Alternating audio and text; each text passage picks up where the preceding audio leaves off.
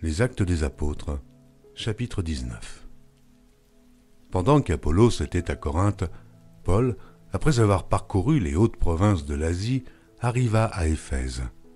Ayant rencontré quelques disciples, il leur dit : « Avez-vous reçu le Saint-Esprit quand vous avez cru ?»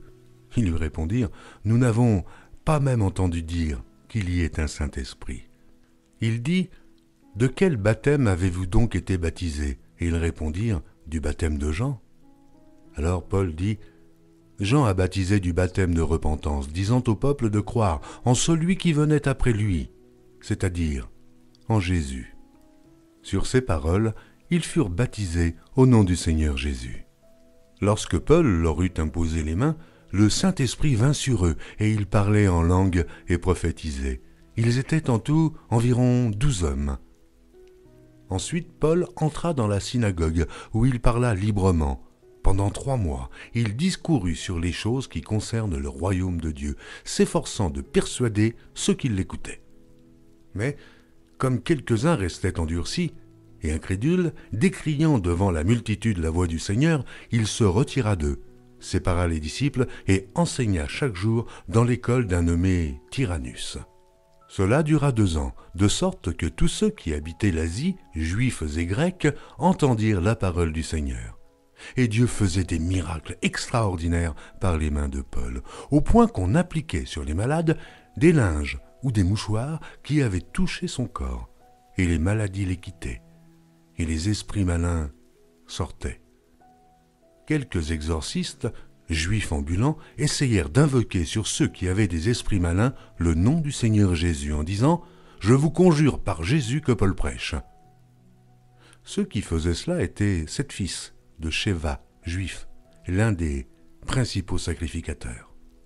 L'esprit malin leur répondit : « Je connais Jésus, et je sais qui est Paul, mais vous, qui êtes-vous » Et l'homme dans lequel était l'esprit malin s'élança sur eux, se rendit maître de tous deux, et les maltraita de telle sorte qu'ils s'enfuirent de cette maison nus et blessés. Cela fut connu de tous les Juifs et de tous les Grecs qui demeuraient à Éphèse, et la crainte s'empara de tous, et le nom du Seigneur Jésus était glorifié. Plusieurs de ceux qui avaient cru venaient confesser et déclarer ce qu'ils avaient fait. Et un certain nombre de ceux qui avaient exercé les arts magiques, ayant apporté leurs livres, les brûlèrent devant tout le monde. On en estima la valeur à 50 000 pièces d'argent. Et c'est ainsi que la parole du Seigneur croissait en puissance et en force.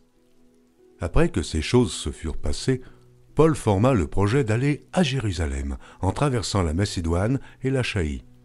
Quand j'aurai été là, se disait-il, il faut aussi que je voie Rome. Il envoya en Macédoine 2 de ses aides, Timothée et Éraste, et il resta lui-même quelque temps encore en Asie.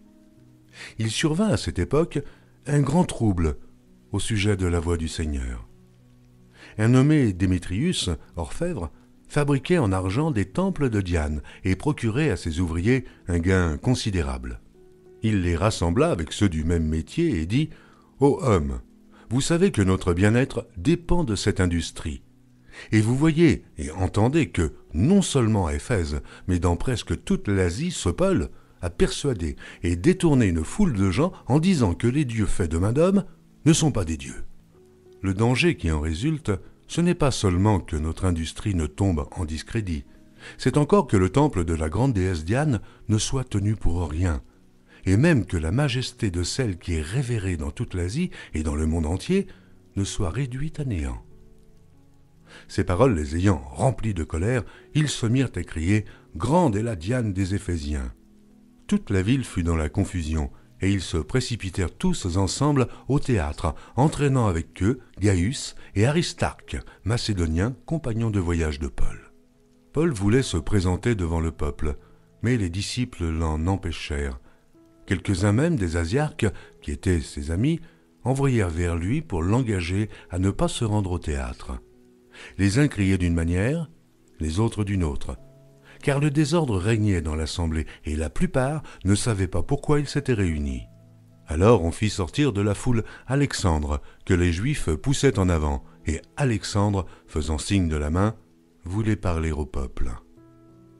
Mais quand ils reconnurent qu'il était juif, tous d'une seule voix crièrent pendant près de 2 heures « Grande est la Diane des Éphésiens! Grande est la Diane des Éphésiens !» Cependant, le secrétaire ayant apaisé la foule dit « Homme éphésien, quel est celui qui ignore que la ville d'Éphèse est la gardienne du temple de la grande Diane et de son simulacre tombé du ciel? Cela étant incontestable, vous devez vous calmer et ne rien faire avec précipitation. Car vous avez amené ces hommes qui ne sont coupables ni de sacrilège ni de blasphème envers notre déesse. Si donc Démétrius et ses ouvriers ont à se plaindre de quelqu'un, il y a des jours d'audience et des proconsuls. Qu'ils s'appellent en justice les uns les autres.